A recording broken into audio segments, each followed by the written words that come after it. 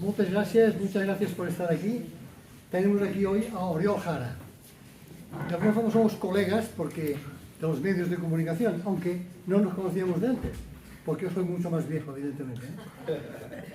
Entonces, de todas formas, soy una persona que ha estado en los medios de comunicación, pero durante mucho tiempo detrás de las cámaras o detrás de los micrófonos. Pero resulta que en los últimos años es un protagonista en muchos medios, precisamente porque ha hablado mucho de lo que es en Dios, llevar a otras personas que no son creyentes hacia Dios, ¿no? Entonces, muy brevemente le presento. Nació en Barcelona, en el seno de una familia no creyente. Uno de sus abuelos era un científico ateo, se declaraba ateo. Durante su adolescencia buscó a Dios en el budismo, el hinduismo, el judaísmo, hasta tener una conversión al catolicismo. Trabajó en el mundo de la radio y la televisión desde el año 2000. Fue subdirector del programa de televisión de Buena Fuente, lo conocéis todos, en el 2007. Guionista de los programas de TV3 de Polonia y Cracovia, que seguro que también todos conocéis. Dirigió el programa de Viacom, el Roast. No sé qué es, la verdad. Pero bueno. Nadie lo sabe. Y la serie Desde Philosophy. Y fue el productor de Tarde de Catalunya Radio. Estos últimos años ha escrito un par de libros, sobre todo, los tengo aquí, catalano-castellano. 10 raons para creer, no, ya sé que no lo veis, pero al menos veis el libro. 10 raons para creer en Déu, 10 razones para creer en Dios, o este otro, Conversación con Dios, que si a alguien le interesa, aquí fuera lo podéis adquirir luego salir, sí, pues, ¿no? sí, por favor. Que hay una chica aquí que se llama Marina, que está deseando que compréis los libros. Hacedlo por ella. Está, venga. Soy Marina. Muy bien. Intentaré fer-ho bé perquè els compri. Muy bien, pues nada más. Adelante Oriol, Molt bé. hablamos un poco de razones para creer en Dios hoy. Hola, ¿qué tal? Me han pedido que lo haga en castellano. Sí, porque siempre hay alguien que no entiende el catalán. Lo haré en castellano, encantado. Llevo como ya muchísimas charlas y conferencias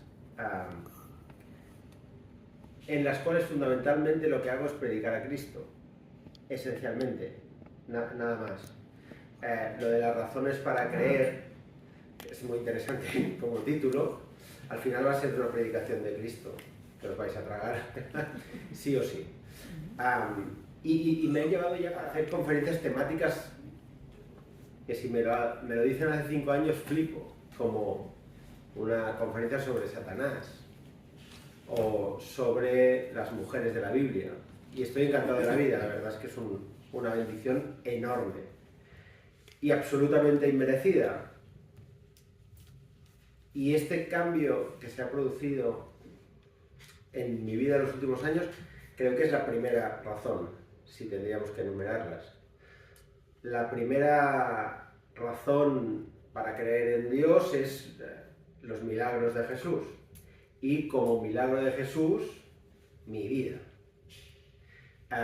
La vida de una persona separada de Dios, pecadora, desagradable incluso, incómoda a veces, antipática, egoísta, etc., a la conversión a una persona que sin esfuerzo y sin ningún mérito por mi parte ha decidido poner a las otras personas por delante de su vida.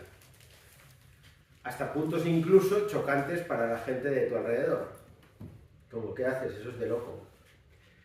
Pero no soy yo, es Cristo en mí.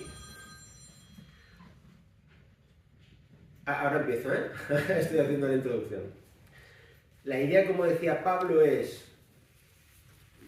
que si ahora alguna vez veis alguna cosa en mí que decís como, ostras, mira, qué bendición, qué bien este libro, qué bien trata a su hermana, o qué bien me trata a mí, o cómo no ha actuado egoístamente, sino al contrario. Si veis eso, estáis viendo literalmente a Cristo. Si veis algo malo y decepcionante en mí, que podéis verlo, estáis viendo a Uriol. Teológicamente, esta idea se plasma en la imagen de que Dios vio a Uriol antes y no dijo como, bueno, es un poco basura, pero vamos a arreglarlo. No, Dios vio a Uriol y dijo, esto no sirve, tiene que renacer. Es como si tú vas a un hospital que un amigo tuyo tiene un bebé y le dices, este bebé es muy feo, espero que nazca de nuevo, porque así no hay manera. Esa es la idea de Dios con nuestra vida. Y es la idea que Jesús, no me lo invento yo, Jesús le expresa a Nicodemo en el capítulo 3 de Juan. Le dice, Nicodemo, tú has visto los milagros, Nicodemo, tú me conoces, Nicodemo, tú conoces la Biblia, pero aún así no sirves, porque esto debe acabar y debe renacer una persona nueva. Esto es la conversión. Es una cosa muy bonita de la cual yo había oído hablar teóricamente, pero vivirla es distinto. Ser el beneficiado de esto, que es la conversión, es una experiencia única en nuestra historia vital. Lo cambia todo. Cambia todo. Y cambia todo en la medida que ya no eres tú.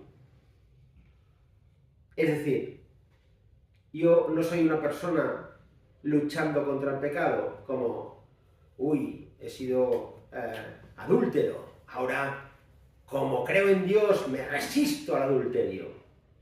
No, es que no funciona así.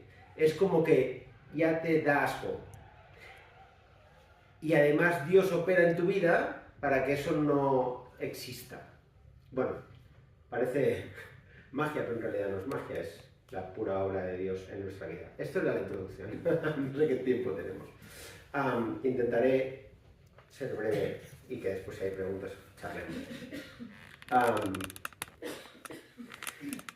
Estamos yo no sé qué porcentaje de cristianos, de creyentes hay en la charla. Yo normalmente hablo a cristianos porque la gente que no es cristiana, bueno, pues muy bien, pero quiero decir, hay poco terreno para charlar porque es como Dios no ha querido que hasta este momento no me ha llevado a Dios.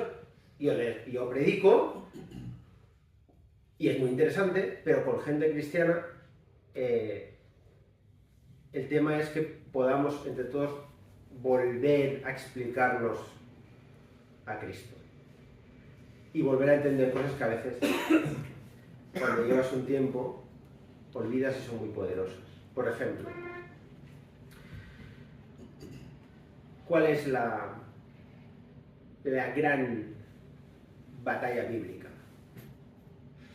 ¿Cuál es la gran derrota de la humanidad? En los libros de mitología, habitualmente, hay batallas, bueno, si habéis leído, por ejemplo, el Bhagavad Gita, o mitología asiática en general, o incluso mitología escandinava, grecolatina y, por supuesto, mitología de Oriente Medio. Hay grandísimas batallas sobrenaturales entre el bien y el mal. Porque además habitualmente hay poderes buenos y malos que combaten. Después entraremos un poco en el tema de las religiones de Oriente Medio, pero hay una gran batalla entre el bien y el mal en la Biblia que es fundamental y que es la batalla que se está luchando hoy en día de manera masiva y extremadamente agresiva, y creo que es una de las razones por las cuales hacer el primer libro, el segundo libro y el tercer libro, que si Dios quiere haré este año, supongo, porque es mucho trabajo. La batalla, esta gran batalla épica,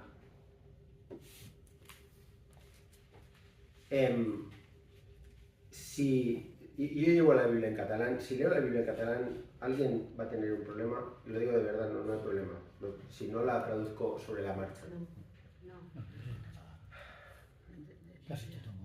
Vale, perfecto. Si hay algún texto.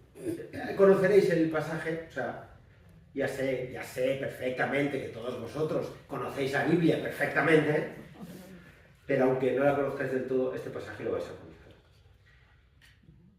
Y es una batalla bien peculiar.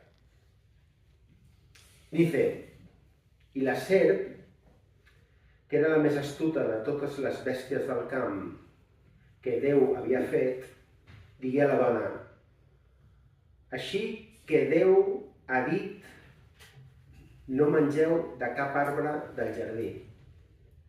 I la dona digué a la serp, podem menjar del fruit dels arbres del jardí, però del fruit de l'arbre que hi ha enmig del jardí, Déu ha dit, no el mengeu ni el toqueu, perquè si no morireu. I la serp digué a la dona, no morireu pas, perquè Déu sap que el dia que en mengeu els vostres ulls seran oberts i sereu com Déu, coneixedors del bé i del mal. I la dona veié que l'arbre era bo per menjar i que era agradable als ulls i que l'arbre era desitjable per adquirir saviesa. I ella prengué del seu fruit en menjar i en donar també al seu marit, que era amb ella, y él también en menjar. Para los judíos de la época de Jesús había tres grandes derrotas de la humanidad en la Biblia. Podemos hablar de las otras dos, pero esta es la primera. Es la batalla más épica de la Biblia. Es la derrota más salvaje de la humanidad. Y es específicamente una pequeña mentira. No es ni una gran mentira. Es una pequeñita mentirilla. Es, para que entendamos hasta qué punto es grave, hoy, es el primer mensaje motivacional de la historia. Es el primer coach emocional de la historia. Es el primer sky's the limit. Tú puedes. Si tú quieres, tú puedes. Puedes conseguir lo que tú quieras. Y lo que le dice es, tú puedes conseguir por tus medios ser Dios. ¡Qué maravilla! ¿Es que sí? Como se nos dice abundantemente hoy. Hay no me voy a meter en el mundo sobrenatural, a menos que haya preguntas sobre eso, pero fijaos, la gran primera derrota de la humanidad son los dos objetivos espirituales finales del hinduismo. Solo para que nos hagamos una idea de hasta la magnitud de lo que estamos hablando. El hinduismo propone como objetivo espiritual ser como Dios a través de tus propios medios, que es exactamente lo que promete la serpiente.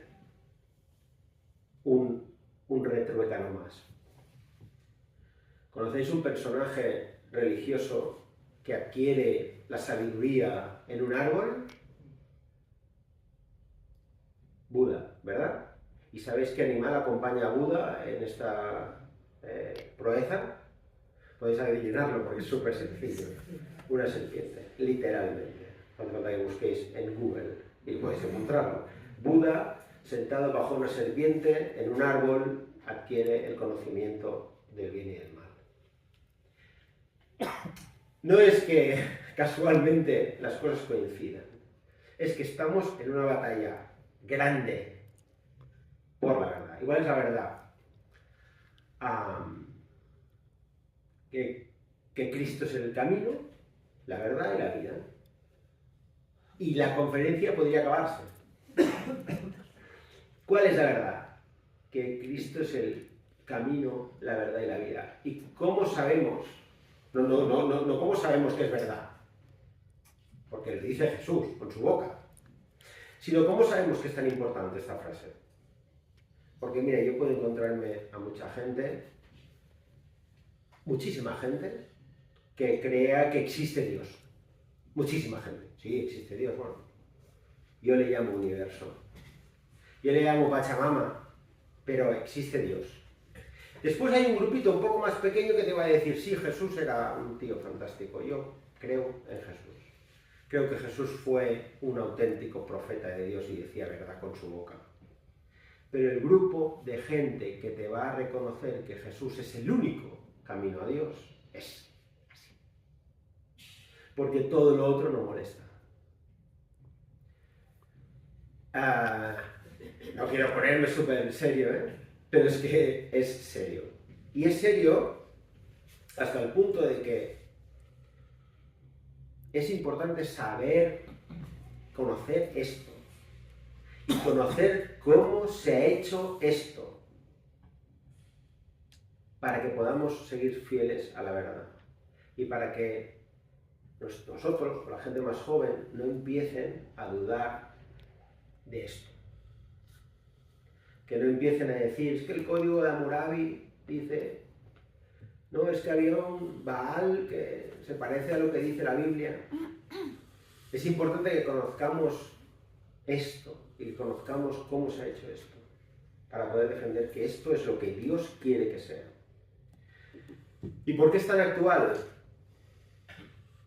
Mirad, hay una cosa que es el signo dels temps en catalán, el signo de los tiempos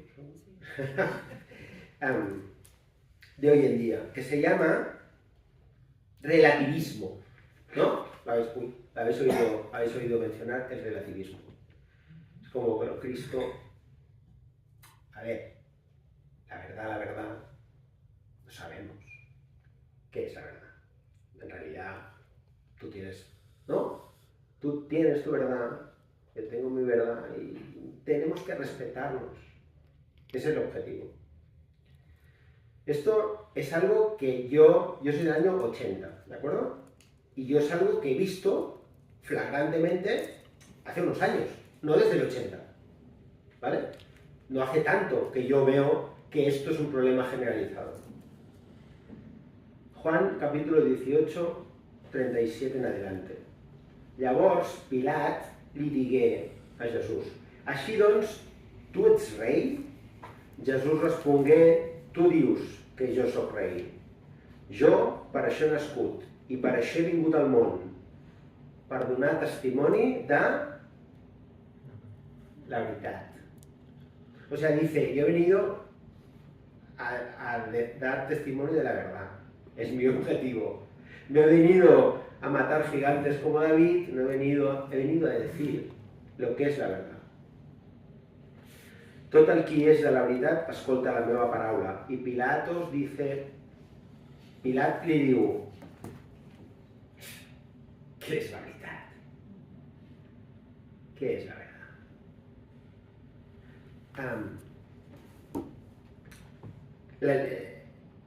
Volviendo un poco atrás, el pecado de Eva, lógicamente ya sabemos que el pecado de Eva no es comerse una fruta. Que no dice qué fruta es. Los rabinos decían que era un higo, pero se lo inventan, como tantas otras cosas. No es nada. Los rabinos se inventan un montón de cosas que no están en la Biblia, ni nunca han estado ahí. Y el pecado no es comerse un higo o una manzana. El pecado de Eva es decir, bueno, ok, mando yo. Esa es la separación. No es que Eva y Adán muerdan y mágicamente se separen de Dios, sino que ellos deciden, bueno, en la medida que yo decido que mi autonomía es superior a la de Dios, no le necesito. No quiero estar en su presencia. Decido que yo mando sobre mi moral. Y fijaos, solo para entender esta dinámica tan preciosa, Dios les hace desnudos. Y van desnudos. Y no hay ningún problema. Cuando ellos deciden que su decisión en la vida es superior a lo que Dios ha dado para ellos, muerden la manzana y entienden que existe una cosa llamada vergüenza y se tapan. Y Dios les dice: ¿quién os ha dicho que vais desnudos?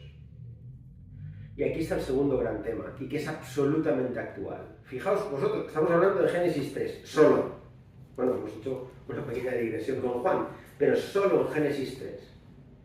Ya está las religiones orientales, todo el New Age, yoga, budismo, ya está el coach, las charlas motivacionales, el tú puedes, tú solo lo conseguirás, no es cosa de Dios, es cosa tuya. Y ahora está una tercera cosa súper importante, que es absolutamente actual. Cuando Dios le dice a Adán: ¿qué has hecho? ¿Os acordáis qué dice Adán? ¿Alguien se acuerda? Le echa la culpa a Eva. Y peor, a Dios. La mujer que tú me has dado. Yo aquí veo dos culpables y ninguno soy yo. He visto dos culpables. Esta pelandrusca que me ha engañado, y tú, que ¿por qué me la pones? Y Eva dice: la serpiente. Ellos eran peor que nosotros. ¿Qué va? ¿Qué va? ¿Qué va? Yo soy mucho peor que eso. Pero gracias a Dios, Él nos da el conocimiento para entender eso. ¿Y cuánta gente olvida esos versículos de Génesis 3? ¿Cuánta gente no recuerda cuando está en su casa y ha pasado alguna cosa, o en su empresa y ha pasado alguna cosa, y tiene la tentación de decir: ostras, es que María o Antonia ha hecho esto con los niños y yo voy a llegar tarde, ¿por qué? Y no se acuerda de Génesis 3. ¿Cuánta gente en su empresa piensa como: a ver, es un poco culpa mía y de este tío, pero diré que es de este tío, porque claro, a ver si me echan, y no piensa en Génesis 3? Y no digo que lo hagamos por legalismo. Digo, primero, que Dios establece el terreno de juego, y segunda, que oremos para que Dios nos conceda pensar en Génesis 3, por decirlo así. Y una cuarta cosa, que es súper bonita, como padre, no sé quién es padre, pero fijaos, después hablaremos de los dioses, ¿vale? De Enlil, de Zeus, de toda esta patraña, de toda esta gente terrible, estos seres terribles. Pero fijaos cómo es Dios. Dios dice: no, por favor, mirad, tenéis un jardín abundante. Paraíso, para quien no lo sepa, paraíso es una transliteración del latín de una palabra, creo que era persa, que es huerto. El paraíso es el huerto como el paraíso es Cristo, porque es todo. El huerto de Adán y Eva lo tenía todo para ellos. Tenéis agua, comida, tenéis compañía, es una maravilla. Pero oye, ¿os importa no tocar ese árbol? No, vamos a tocarlo. Y cuando Dios dice como: ostras, vais desnudos, y además os dais cuenta de que vais desnudos, y Dios piensa: tío, me habéis desobedecido en la única cosa que os dije, y ahora os avergonzáis, pues mala suerte, ¿no? Pero ¿qué hace Dios? Les da un vestido de piel para que se tapen. Es como: tío, os quiero tanto. Y esto es lo que puede experimentar cualquier converso. Yo puedo experimentarlo. Tío, te quiero tanto que a pesar de ser lo que eres, te voy a tapar. Pero no lo hagas más. Y eso es una cosa tan preciosa, y estamos en Génesis 3, no voy a hacer toda la Biblia, si alguien ha pensado que esto llegaba hasta Apocalipsis. Pero es que solo Génesis 3 es solo un vistazo para que la gente que no se lea la Biblia hoy diga como: yo, si compráis mi libro, os va a ayudar a leer la Biblia, pero prefiero que vayáis a buscar una Biblia y la leáis cada día un poquito. Porque creo que el problema fundamental es no leer esto. ¿Y por qué? Bueno, vamos a intentar explicar a grandes rasgos el por qué. Voy a decir una cosa que he dicho muchas veces en muchas conferencias, pero que creo que es importante, porque si de la sala hay 5 personas que no lo han oído, es importante. Yo he leído durante años, bueno, lo has dicho antes, y he pasado por distintas corrientes filosófico-religiosas, y por lo tanto conozco cosas como el Corán, conozco el Bhagavad Gita, porque es muy cortito, pero también el Ramayana, que son más largos, pero hay traducciones para occidentales más cortitas. Conozco textos budistas, por ejemplo el budismo tibetano es una absoluta aberración, donde por ejemplo el feminicidio ritual es algo bueno. Hay ceremonias fingidas en las que un gurú mata a la mujer, porque la mujer es mala. Conozco el judaísmo, algunas más profundamente que otras. Pero esto que tengo en la mano y que podéis tener cualquiera de vosotros, seguramente tenéis, es una cosa única en la historia. No hay nada. Esto no es un libro solo religioso, que también. Es un libro en el que Dios hace lo más importante, que es darse a conocer a su pueblo por amor. Yo tengo una esposa increíble, que es Aitana. Yo puedo estar un año llevándola a médicos, radiólogos, químicos, biólogos, y que me digan su peso concreto, el grasa corporal, sus medidas, el grosor de su piel, el tipo de poro, su tipo de cabello, el color. Pueden darme todos los datos precisos, científicos, físicos de Aitana. Pero después de un año investigando de esta manera a mi mujer, yo no sabré nada de ella. Porque solo la puedo conocer si se me revela. Si me dice no solo quién es, sino verla actuar y que sus acciones me permitan conocer su carácter. Si yo me enfado y rompo un vaso y ella se pone triste, me está revelando su carácter. ¿De acuerdo? Y yo puedo amarla más en la medida que yo mejor la conozca. Eso es la Biblia. La Biblia es Dios dándonos a conocer quién es, su carácter. Que conozcamos exactamente quién es Él. A pesar de que podáis encontrar leyes que hoy en día culturalmente no tienen sentido, relacionadas con el adulterio o la lepra, al final hay verdades profundas que sí que están transmitiendo a través del tiempo. Por ejemplo, Dios se preocupa de la gente. Dios no quiere que la gente se contagie. Dios no quiere que la gente muera injustamente. Y para eso es absolutamente importante entender la Biblia. Y además hay una cosa más importante todavía, y que voy a intentar explicar con un pasaje de Éxodo. Y después iré a la parte más atractiva. Pero para ubicar, en Éxodo, Dios tiene misericordia de su pueblo, del pueblo que Él ha creado, no elegido, sino creado. Ese pueblo no existía. Y como están en el desierto después de salir de Egipto, les da maná. ¿De acuerdo? El maná es como una especie de harina, o como quieras llamarle, que cae como la rosada, como el rocío, y la gente puede recogerlo, cocinarlo y comérselo. ¿De acuerdo? Cuando Dios habla con Moisés, le dice: Él guarda en el arca de la alianza las tablas de la ley, ¿de acuerdo? Tu bastón y un bote de maná. ¿Por qué? ¿Por qué quiere Dios que Moisés guarde un bote de maná?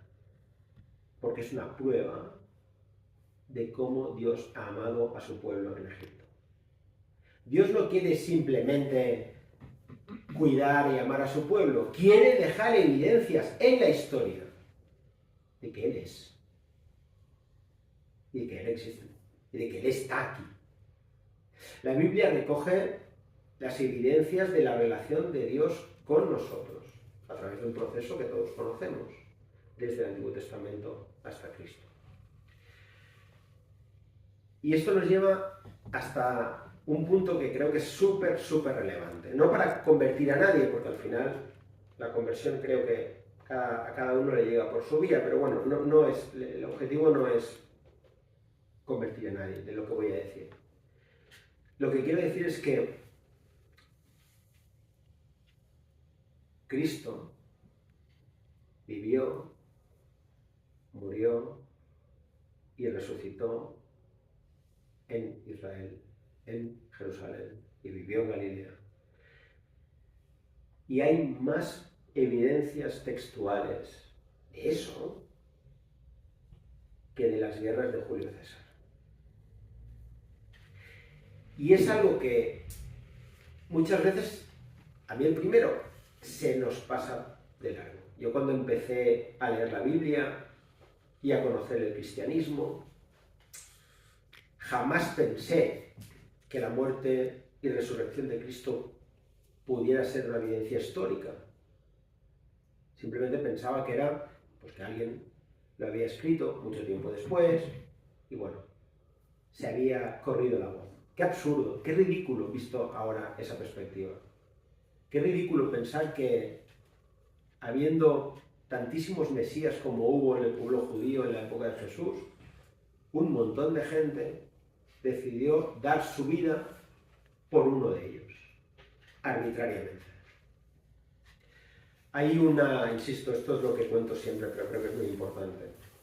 Es una cosa que yo nunca me había planteado. Cuando hablamos de historia antigua, por ejemplo, yo ni tan siquiera había pensado cuántos libros de Julio César manuscritos tenemos hoy en día. Pero cuando te paras a pensar y a buscar información, te das cuenta de cosas llamativas. Por ejemplo, de la Guerra de las Galias, que es uno de los textos más famosos de Julio César, juntamente con la Guerra Civil. Hoy en día, si yo me pusiera a buscar manuscritos antiguos de Julio César, ¿de acuerdo? Manuscritos antiguos de la Guerra de las Galias, yo encontraría en todo el mundo 10, ¿de acuerdo? No está mal. Es una persona que vivió hace 2000 años, así que no está mal. 10 textos de la Guerra de las Galias. El problema empieza a ser que el más antiguo de ellos es de 900 años después de Julio César, ¿de acuerdo? Entre la muerte de Julio César y 900 años después no tenemos ningún texto de la Guerra de las Galias. Solo tenemos una copia antigua, 10 copias, a partir de 900 hacia arriba. Pasa lo mismo con la República de Platón. Tenemos 7 dispersas por el mundo. Creo que obras totales de Platón tenemos 100 manuscritos antiguos. Y el más antiguo de todos ellos se escribió 1100 años después de Platón. Un milenio después de Platón, y es una copia del texto posiblemente del 900 que no se ha encontrado. ¿De acuerdo? Con lo cual tenemos el texto más antiguo de Platón, de la República, creo que es concretamente, 1100 años después de Platón. Si yo digo que Platón se debe demostrar su existencia, me dirán que soy idiota. Porque hay textos. Bueno, vale, no son de la época de Platón, pero es imposible casi que perduren manuscritos de su época. Son copias y alguna escultura en piedra que nos hacen entender que Platón existió. Y estamos hablando de uno de los emperadores más conocidos de Roma y de uno de los filósofos más conocidos de Atenas. ¿De acuerdo? Aristóteles, Platón, o sea, es el top. Es el Liverpool y el Barça de ahora. Vamos a Jesús. Primero, sobre la vida de Jesús no hay un texto, ¿de acuerdo? No hay un solo texto. No es que toda la vida de Jesús esté plasmada en un texto y lo otro sean copias de ese texto. ¿Es que no es así? Sería dudoso si fuera así, ¿verdad? Puede ser que el texto esté mal, ¿no? Si solo tenemos un texto de la vida de Jesús, puede ser que esté mal. Pero resulta que tenemos 4 textos distintos, de 4 autores distintos, de 4 comunidades distintas y una fuente Q que no conocemos, pero que también estaba. ¿Cuántos textos, manuscritos, antiguos, sobre la vida, muerte y resurrección de Jesús podemos encontrar hoy en día en todo el mundo, en museos y iglesias antiguas y librerías o bibliotecas? 10, hombre, sería un bajón. 100, no estaría mal. 5.600. 5.600. Y el más antiguo de ellos, vamos a ponernos en el caso más cercano posible, es un papiro llamado 7Q5 que se encontró en las cuevas de Qumran por una persona de Barcelona llamada José O'Callaghan, que él fechó a través del programa informático que juntaba las porciones y tal. Él decía que era un fragmento de Marcos de como muy tarde el año 50 después de Cristo. Hay polémica en eso, lógicamente. No porque sea menos antiguo, sino porque dicen que no es de Marcos, algunos dicen que es del Antiguo Testamento, etc. De todas maneras, si no fuera del año 50, el más antiguo que tendríamos no llega al año 100, entre el año 80, 90 hasta el año 250. En este periodo tan estrecho es donde están los 5.600 textos de Jesús. Dos cosas. Primera, bueno, pero es que claro, estos eran textos cristianos. Primera, hay, como sabéis, no sé si lo sabéis, hay historiadores romanos, 5, que hablan, Suetonio, Flavio Josefo, Tácito, Plinio el Joven, que hablan de Cristo o de las primeras comunidades cristianas, ¿de acuerdo? Por lo tanto, no son solo textos cristianos. Pero es igual, aparte de eso. A ver, un momento, calma. Por favor, señores, cuando habléis con gente. Julio César era un emperador. Platón era un filósofo. Muy conocido. Jesús era un carpintero de una especie, que no se me ofenda a nadie, pero era una especie de Murcia del Imperio Romano. Era un sitio apartado del centro y no muy importante. Si alguien puede explicarnos cómo este carpintero y su vida ha provocado que una comunidad de miles de personas tuvieran la necesidad urgente de escribir su vida y compartírsela y reunirse en su nombre, desde el justo momento en que resucitó, es absolutamente imposible. Es una persona que cambia el mundo en el momento en que resucita. Vosotros habéis leído la Biblia, al menos el Evangelio, ya sabéis qué pasa con Jesús cuando muere y qué pasa con sus discípulos cuando él muere. ¿Dónde están? Escondidos, muertos de miedo. Yo también me escondería. Pero Aitana no. Por eso las mujeres los escondieron. ¿Quién estaba al pie de la cruz? Las mujeres. ¿Dónde estaban los hombres? Escondidos. Juan dice el Evangelio que está con María, pero los hombres se escondieron. Y fijaos en una cosa muy bonita. Ahora decir que realmente te impacta la manera de ser de las mujeres, hoy en día también es machista, no lo voy a decir, pero realmente, después de muchas conferencias, estoy fascinado muchas veces con la visión de Cristo que tienen las mujeres, que es absolutamente directa y muy emocional. Y pasa una cosa en el Evangelio que es, mirad, hay la teoría del ateo loco, que es, esto se lo inventaron, ¿vale? Esto que resucitó se lo inventaron, ¿no? Bueno, se lo inventaron. Porque se ve que Pedro tenía unas ganas locas de morir en una cruz boca abajo. Y dijo, ¿qué puedo hacer? Si me invento que ha resucitado Jesús, ahí muero, pues voy a hacerlo. Se ve que Pablo, que era una de las personas más respetadas de Jerusalén, se ve que tenía ganas de ser perseguido, humillado, encarcelado y asesinado. ¿No? Es esa la idea. Pero además hay una cosa más divertida todavía. En la época de Jesús pasaba una cosa con las mujeres, pasaban muchas, que eran de segunda división, eso para empezar. Y pasaba una cosa concreta, legal, que se puede rastrear, no es ninguna invención. Una mujer en un juicio no era un testimonio válido, ¿ok? Bueno, si cualquiera de vosotras veía un asesinato que en Barcelona es posible que pase, y iba al juzgado a denunciarlo, el juez decía como, hombre, de acuerdo, pero es que es usted una mujer. Entonces, ¿qué quiere que haga yo? ¿Había un hombre por ahí? No, pues, no, vaya a ser. ¿De acuerdo? Ni frivolizo, ni intento, simplemente contexto, ¿de acuerdo? Contexto histórico. ¿Quién son los testimonios primeros de la resurrección de Cristo? En Juan, María Magdalena. Mateo, María Magdalena y otra María. Marcos, María Magdalena, María esposa de Santiago y Salomé. Y Lucas, un grupo de mujeres. ¿Qué zumbado se inventaría en esa época que Cristo resucitado y desaparecido a mujeres? Mirad, esto que digo yo que es una broma, está probado en la Biblia.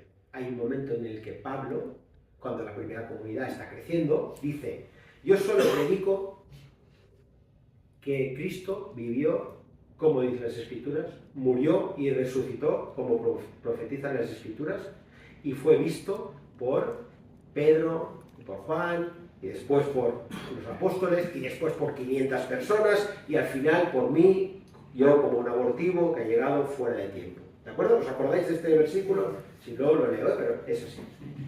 ¿Habéis notado alguna cosa peculiar en este versículo? Que no habla de las mujeres. ¿Y por qué no habla de las mujeres? Porque es una vergüenza. Y incluso al hecho ha pasado. Pero la vergüenza es tan grande que Pablo, para que no ataquen la resurrección de Cristo, lo esconde. ¿Me estáis entendiendo el proceso? Es decir, es tan bestia que los evangelios lo recogen porque no pueden hacer otra cosa. Porque cuando una persona ha venido, ha hecho milagros, ha muerto y ha resucitado, escribes lo que hay. Y eres muy prudente con lo que pones. Pero Pablo puede esconderlo. Esa es la brutalidad del evangelio. Que es algo tan bestia que ni siquiera Pablo después puede enseñar porque es demasiado bestia. Y está pasando justo después. Además, bueno, es que no sé qué hora es. 10 minutos. Que acabo de empezar. Voy a intentar ir súper rápido. Dos cosas que creo que son súper importantes. Es que veis todo lo que tengo aquí.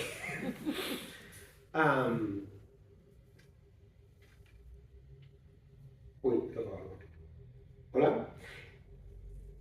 Hay una cosa que es muy importante y que quiero dejar solo como último, como tema pincelada, que son dos cosas en realidad. Primera,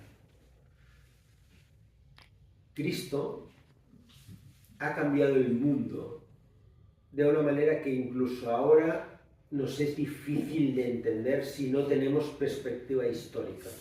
¿De acuerdo?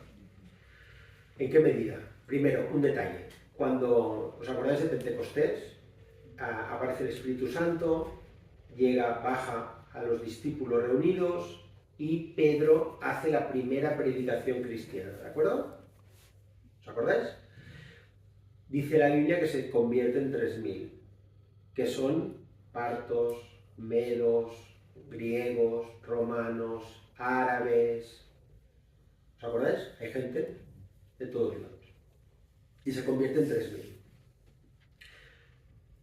si tú lees eso, piensas como, bueno, vale, a ver, a veces el autor bíblico a lo mejor exagera.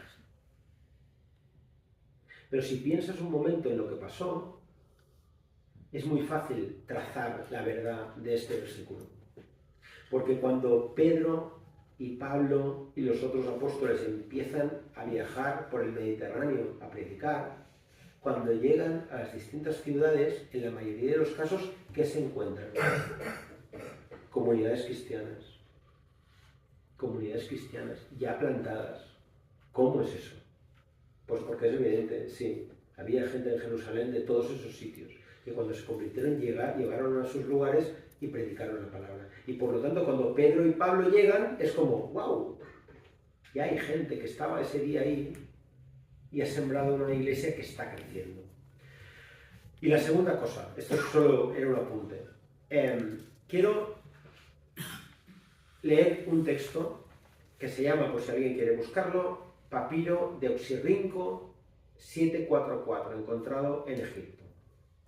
Es una carta escrita en Egipto, en el Egipto romano, en fecha 17 de junio del primer siglo, ¿de acuerdo? Antes de Cristo. Es una carta que manda un romano a su mujer embarazada, ¿de acuerdo? Y es una persona moralmente chapó, trabajador, está en Egipto trabajando para ganar pasta, para su familia. La carta es una carta, el griego, bonita, ¿de acuerdo? A su mujer.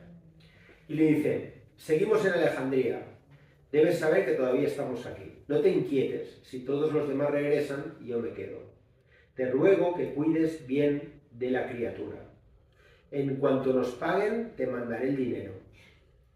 Cuando, si los dioses quieren, dé salud, es un niño, quédatelo. Y si es una niña, deshazte de ella. Los padres griegos y romanos tenían 8 días para decidir si se quedaban el niño o lo tiraban al bosque. Los padres, el hombre. Eso pasaba igual en Persia. Voy a leer un texto de Diodoro Sículo, de Biblioteca 21.1.4. Dice, está en Cartago, ¿de acuerdo? Y cuenta lo que se ha encontrado en Cartago. También arguían que Cronos, el dios Cronos, se había vuelto contra ellos, contra la gente de Cartago, en la medida en que en tiempos pasados habían acostumbrado a sacrificar a este dios a los más nobles de entre sus hijos. Pero en tiempos más recientes compraban y criaban niños en secreto y los enviaban al sacrificio. Y cuando se llevó a cabo una investigación, algunos de los que habían sido sacrificados parecían haber sido sustituidos furtivamente. En su celo por hacer enmiendas a dicha omisión, eligieron a 200 niños, de los más nobles, y los quemaron públicamente. A otros que estaban bajo sospecha se sacrificaron a sí mismos, voluntariamente, en número no menor de 300. Hubo en la ciudad una imagen de Cronos extendiendo sus manos, palmas hacia arriba e inclinado hacia el suelo, de manera que cada uno de los niños colocado ahí rodara hacia abajo y cayera en una fosa enorme llena de fuego. Esto no era una cosa extraña, esto era el mundo antiguo. Para quien no lo sepa, en Atenas había campos de concentración. Más o menos, no, campos de concentración. Donde los presos, a veces presos por no ser atenienses, eran encerrados y trabajaban en las minas de piedra, sacando piedra hasta la muerte. Eso eran campos de concentración en Atenas. Había una cosa, queridas señoras, llamada prostitución sagrada. Una mujer estaba vinculada a un templo hasta que alguien pagaba por tener sexo con ellas. Entonces era liberada. Eso era una práctica religiosa normal. Y el sacrificio infantil era absolutamente normal en el mundo antiguo. Desde Alemania hasta la América precolombina, pasando por Persia, Roma, Atenas, la muerte de niños era una maldad absolutamente normal. Por eso os pido, por Dios, por favor, que volváis a leer la Biblia. Y leáis a Dios diciendo al Levítico, no toquéis a los niños. ¿Qué estáis haciendo? O leáis a Cristo diciendo, los niños son el ejemplo, los niños son el modelo espiritual. ¿Por qué eso es revolucionario? Lo estamos leyendo hoy y nos parece como, mira, qué bien habla de los niños. No. Es que lo que está diciendo no tiene ningún sentido en su época. Intentaré acabar con esto, pero es solo para que entendamos. Y ahí acabo. Hay un momento en el que Jesús, solo para que entendamos la potencia, el fuego que es esto, y lo importante que es conocerlo. Hay un momento, porque esto que voy a decir nos lleva a una de las cosas más bonitas que ha pasado gracias a Jesús.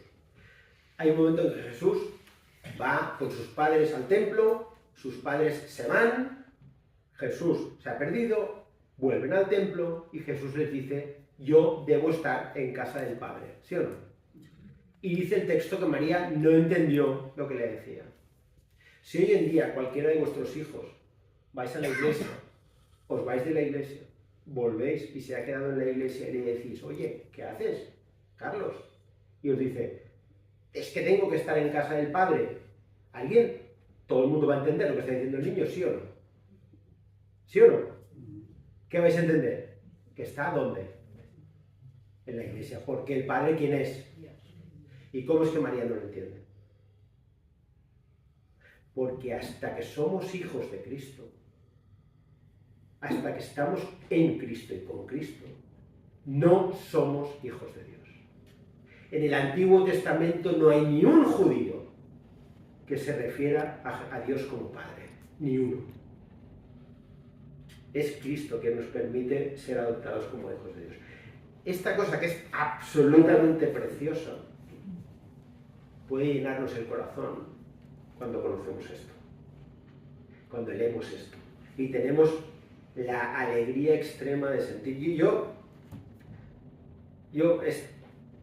No os predico a vosotros, ¿vale? Me predico a mí. Necesito esto, oírlo frecuentemente. Porque el amor de Dios es tan gratuito y tan bonito que es muy fácil que lo olvidemos a los 2 días. Y ya no os doy más la tabarra porque... Muchas gracias. Como la televisión, hay tanto tiempo, muchas veces hemos aprendido muchas cosas, muchas anécdotas, detalles, aspectos que desconocía totalmente, ¿no? Bueno, ¿queréis preguntar? Seguro que hay preguntas. ¿Por allí? ¿Primera? Como el ángel, Sí. no como el ángel. Quisiera hacerte, si puede, dos preguntas. Sí, no depende de mí en realidad. Hay un momento determinado en tu vida en que hablas de una conversión. ¿Tienes fecha y hora? Es decir, ¿es una experiencia personal? Y a la que podemos alcanzar el resto de los creyentes, porque imagino que la mayoría somos creyentes. No sé si he formulado bien la pregunta. Sí, claro, perfecto. Y la segunda, hablas constantemente de Cristo. ¿Cristo es suficiente? Sí, claro. No, Bueno, pero al decir la segunda pregunta, si Cristo es suficiente, parecía ser que en el Nuevo Testamento, leyendo precisamente las cartas de Pablo, por ejemplo a los colosenses, Cristo no era suficiente, pero había que hacer otra serie de ritos. Pero eso no lo dice Pablo. No, al contrario. Pablo asevera, ¿no? Bueno, yo lo que yo entiendo es que Pablo asevera que en Cristo está todo encerrado. Sí. Entonces, simplemente, bueno, es una pregunta, perdona, retórica, ¿no? Pero era para... Sí, muy importante. Cristo es Cristo es todo. Y además, mira, al final puedes entrar en disquisiciones teológicas. Ningún teólogo cristiano te va a decir que Cristo no es todo, ¿eh? Eso, o sea, no hay debate en eso. Pero al final en tu vida Cristo viene y lo llena todo y lo convierte todo. Y es todo. Es el Señor. que vino, murió y resucitó por ti. Hay una cosa, una dinámica religiosa que está en el 99,9% de las religiones, menos en el cristianismo. Lo sé porque lo he visto. Y la dinámica religiosa, no hay civilizaciones antiguas ateas, todas sabían que había Dios. Y todas sabían que nosotros somos peores que Él. Somos más sucios, somos mentirosos, no somos buenos. Bueno, todos lo sabíamos. Y entonces había gente que decía como, bueno, Dios quiere que nos limpiemos para poder estar en su presencia, con lo cual lo que tenemos que hacer es purificarnos, no comer esto, no tocar esto, dice Pablo, no tocar esto, no mirar esto. Vamos a ver si a base de hacer cosas nos ganamos estar en presencia de Dios, ¿no? Lo que hace Cristo es venir al rescate, venir Él, vivir la vida perfecta que no vamos a vivir, morir la muerte que merecemos por nuestros pecados y rescatarnos. Y decir, venid, ven, soy accesible.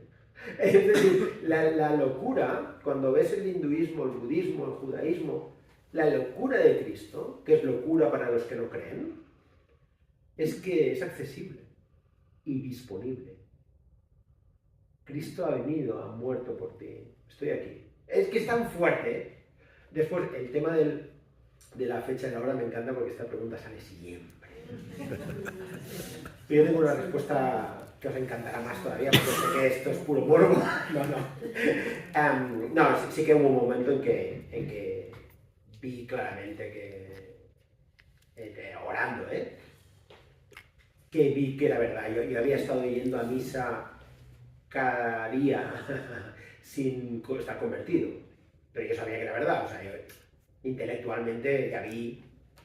Además, si conoces el Antiguo Testamento, llegas al Nuevo Testamento y dices como, ostras, estás resolviéndolo. Entonces yo sabía que era verdad y entonces me imponía a mí ir a misa porque era como, es que si esto es verdad, ¿qué hago no yendo? ¿No? Y iba cada día. Pero hubo un momento en el que Dios dijo, no solo lo vas a pensar, vas a sentirlo, que es verdad, ¿no? Después de esto ya no te pueden decir. Eso que a veces en la teología protestante, ¿se pierde la salvación? ¿No se pierde la salvación? Bueno, dice, creo que es Juan, dice, los que han venido a nosotros y se van es que nunca vinieron, ¿no? Porque cuando ves a Dios, pues ya no hay manera que te quites eso, ¿no? O sea, puedes saber más o menos de Biblia, pero Dios sabes que existe porque está dentro de ti y lo ha hecho Él. Y después hubo un momento muy heavy en el que yo hice el libro y tal, y estaba haciendo, yo creo que otro libro ya, y estaba empezando a decir como, bueno, voy a dar conferencias, ¿no? Realmente es lo que quiero hacer, y me llaman, pues voy. Y no voy a entrar en detalles, lógicamente, pero yo todavía no estaba viviendo una vida en la que mi cuerpo pudiera ser morada del Espíritu Santo. Y Dios me crujió. O sea, me quebrantó, me humilló, me rompió. Y en ese punto, tú hablas de la suficiencia de Cristo, en ese punto dije como, con ya lágrimas en los ojos, pero fue como, ostras, claro, es que solo tengo a Cristo. No es que sea lo único que necesito para estar lleno, es que es lo único que tengo. Todo lo demás es trapos de inmundicia, que dice Isaías. Y ese momento fue increíble, porque lo pasas muy mal en esa etapa de tu vida, pero es fuego purificador. Y es cuando sales de ahí. Hay un momento en Éxodo que es muy raro, porque parece que Dios va a matar a Moisés antes de entrar a Egipto. Y la mujer circuncida a sus hijos, y Dios suelta a Moisés. Y es la misma idea. La idea de, bueno, vale, ok, pero si vas a entrar a Egipto, así no. Si quieres dar el paso, Dios es así. Es como, ¿quieres? Sí, te voy a quebrar. ¿Quieres? Tú dices como, sí, Señor, yo lo puedo todo. Es mentira, no sabes, no eres consciente. Y Él te cruje. Y no lo digo como algo como un Dios malo, al contrario, es como te da, como cuando las elimina los cananeos. Ay, pobrecitos. Bueno, llevan 400 años quemando a niños. 400 años es bastante paciencia. Digamos, como para... No sé si he respondido, pero bueno, es divertido este ratito. Hola. Hola, ¿qué tal? Me gustaría preguntarte una cosa que tengo mucha curiosidad, Sí, vale. porque permites que te tutee, ¿no? Oh, por favor. Porque tú te dedicas al mundo de la comunicación. Sí, tengo una productora. Vale, una productora de televisión. Y de radio. ¿Cómo una persona creyente está sobreviviendo en el mundo de la comunicación que está plagado de comunistas ateos? ¿Cómo lo has hecho para estar aquí vivo o con trabajo? Muy bien, muy buena pregunta. Primero porque, como es mi empresa, pues el trabajo me lo doy yo. Evidente. ¿Cómo es que te dan trabajo? No, y segunda porque, es decir, a nadie, yo no me he encontrado a nadie que le moleste, quizás sí, pero la gente es accesible a la predicación de Cristo. En la medida en que ven a una persona convertida,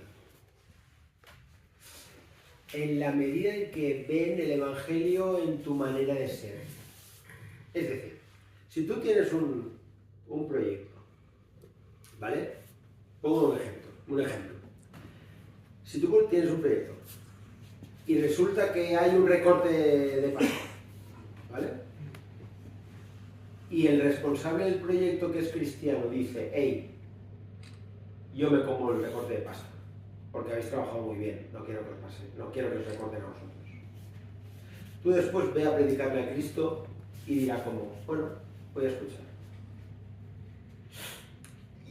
Ya sé que es complicado venderlo así, pero al final, es decir, cuando tú te conviertes también estás pensando como, tío, la gente me mira. Estás expuesto. Yo estoy súper expuesto, claro. Yo estoy en Instagram, la gente me conoce y es como, para mi familia, por ejemplo, yo debo ser una imagen de Cristo que ha venido a mí de manera gratuita a salvarme. Y eso hace, creo, que la gente sea más permeable a cuando dices en una reunión o en una redacción: oye, esto que estás diciendo sale en Samuel 1. No me digas, sí, mira, y mucha gente, me he encontrado gente de mi mundillo que me dice como, ay, es que yo soy muy cristiano sin saberlo. Es como, no sabes lo que estás diciendo, pero ya me interesa que pienses así, ¿sabes? Y en paralelo debemos predicar las cosas cueste lo que cueste, sea quien sea el interlocutor. Es importante que no... Porque es que esto me lleva al principio de la charla y al final. Esto es una batalla de la verdad. Entonces, el asesinato de niños es una práctica ritual de los dioses antiguos histórica, que se está practicando. Entonces, quiero decir, debemos ser coherentes con eso y confiar en que la Biblia es la verdad. Hay 100.000 abortos al año en España, ¿eh? Más de 100.000. Sí, pero yo no lo hago. Quiero decir, debemos predicar sobre eso, pero no solo eso, sobre otras cosas que nos parecen más normales, porque todo el mundo lo hace, y se debe decir como, no, esto no. Y en los círculos más íntimos, en familias, en amigos, predicar la verdad. 100.000 es una burrada, ¿eh? Sí, más de 100.000. Creo que hay, de cada 3 embarazos, uno se aborta. ¿Otra pregunta allá abajo? ¿Qué os parece? Si hay más preguntas, las acumulamos. Sí. ¿Una allí? ¿Hay alguna más? Espera, yo estoy aquí, No, No, vull dir que no, no, no, por favor. En fin, adelante. Sí, no te veo. Sí, ahora. Bueno, me levanto. No pasa nada. ¿En qué medios podemos como indagar para tener, cuando leamos la Biblia, para tener como esta constancia del contexto histórico? Como para, no sé, investigar algún libro, video, o sea, no sé, como documental, donde salga como, bueno, lo que estás comentando, que es la parte de historia, que, o sea, aporta a la parte de la Biblia. Sí. ¿Tú tienes Instagram? Sí. Escríbeme y te paso al... O sea, mi propuesta más fácil y guay son seminarios concretos que hay en internet sobre contexto histórico, sobre cómo se ha hecho la Biblia, y después hay Biblias de estudio, que seguramente en tu parroquia sabrán algunas, que son Biblias en las que... De hecho hay una cosa que ya no es ni una Biblia de estudio, que son las Biblias anotadas, o sea, las Biblias con referencias, que tú vas a leer un pasaje y dice debajo las otras referencias dentro de la Biblia donde se menciona algo así. Solo eso ya es un gran aprendizaje. El libro que estoy haciendo ahora, yo lo que espero es que sea una introducción a la Biblia para la gente, que son 365 porciones de la Biblia con una referencia al Evangelio, para que la gente en un año pueda dar un vistazo de todos los libros, de 20, 10 capítulos cada libro, y tenga una imagen global de qué se está contando ahí. Porque esto es muy importante. Es que después somos muy vulnerables a que alguien venga y nos diga eso, ¿no? Es que el Levítico es el código de Hammurabi de Mesopotamia, es como... Ya, bueno, es que el tío que dice el Levítico vivía en una época, ¿no? Y vivía en un sitio. Claro, y Dios no baja. Y se pone al lado de Lucas y le dice...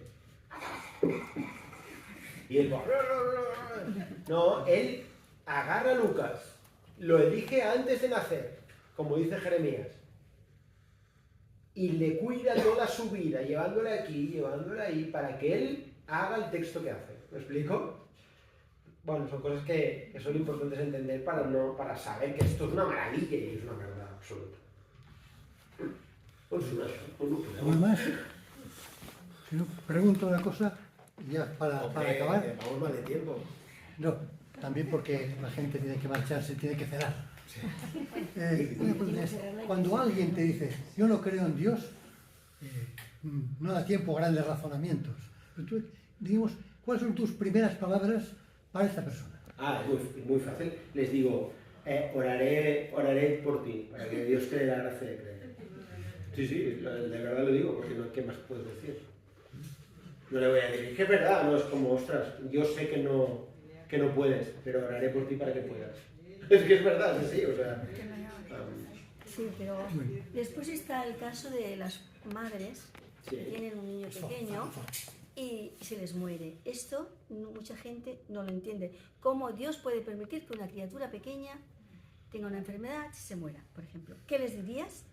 Los que tenemos fe lo entendemos relativamente, ¿no? Pero... Sí, no, pero es que no hay duda. Si no tienes fe, bueno, claro.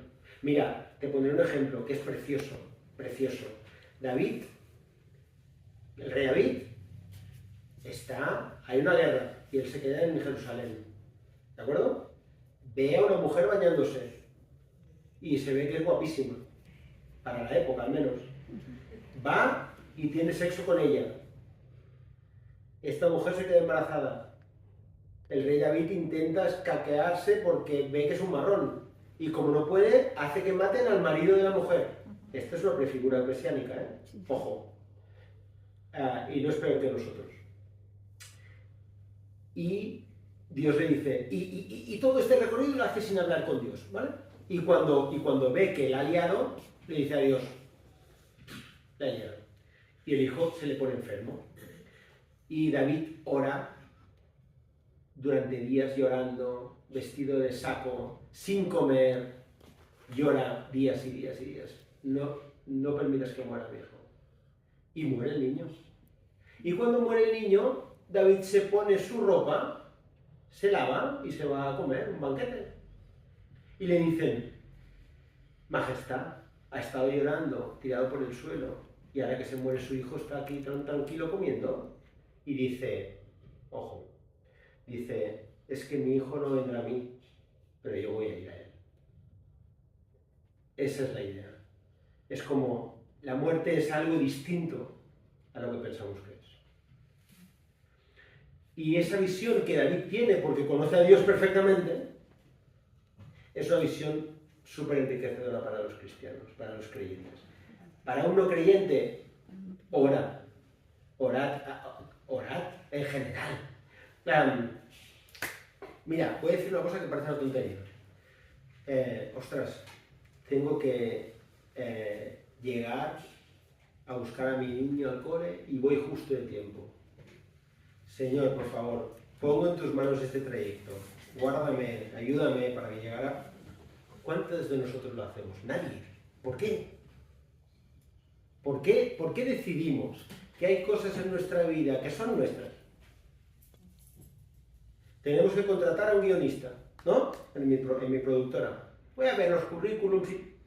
¿Cuánto rato has orado para que el guionista sea el que necesita la productora? Es que es tan precioso. Y Dios está disponible, como habla conmigo. Dice en las cartas del diablo a su sobrino, dice C.S. Lewis, si no puedes evitar nada de un cristiano, evita solo una cosa, que ore. Y eso a veces también, hay dos cosas que echo de menos en las comunidades, en mi parroquia y en otras parroquias donde estoy. Esto y la oración. Y fijaos, ya me callo, fijaos que los discípulos no le dicen a Jesús, ¿cómo sano a un leproso? Oye, Jesús, enséñanos a curar. Lo único que le piden que les enseñe es cómo hablamos con el Padre. Es fuerte, ¿eh? Dios os bendiga muchísimo. Voy a orar por vosotros como conjunto, como parroquia.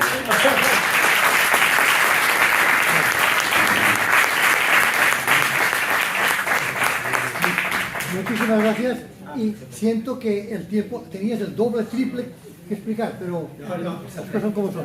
Gracias a todos y mirad, recordad que si alguien quiere comprar alguno de los libros de Oriol los tiene ahí fuera.